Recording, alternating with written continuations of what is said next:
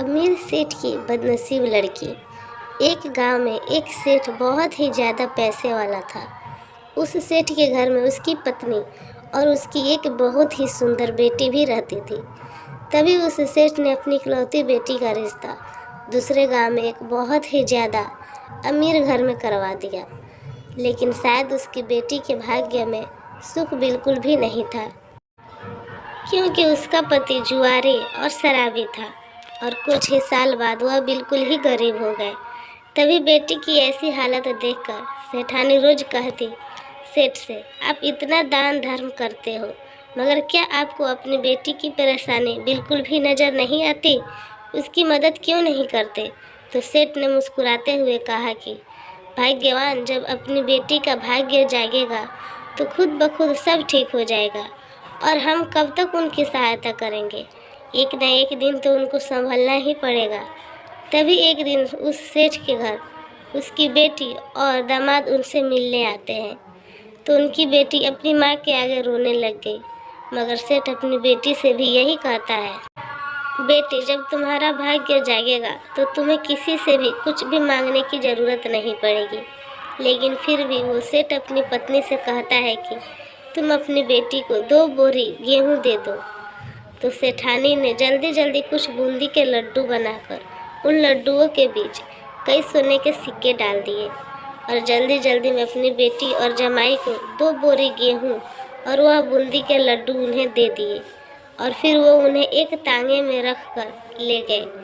तो उस लड़की के पति ने सोचा कि इस तांगे वाले को किराया ना देकर सास के दिए हुए लड्डू दे देंगे और अपना किराया भी बच जाएगा। तभी वह तांगे वाला उनका सामान उनके घर पर उतार देता है, और तभी उस लड़की के पति ने उसे कहा कि हमारे पास किराया नहीं है, ऐसा करो कि तुम ये लड्डू ले जाओ। तो उस तांगे वाले ने उसकी मजबूरी देखकर वह लड्डू ले लिए। लेकिन फिर उस तांगे वाले ने सोचा कि मैं इन लड्डुओं को अपने जानने वाले हलवाई को बेचकर पैसे, तो उसने अपने गांव में एक हलवाई को वो लड्डू बेच दिए और उसके बदले कुछ पैसे ले लिए। तो उसी वक्त वो अमीर सेठ भी वहीं से गुजर रहा था। तभी उसने सोचा कि घर में बनाए लड्डू तो ख़त्म हो गए होंगे, क्यों ना मैं कुछ लड्डू घर के लिए खरीद लूँ।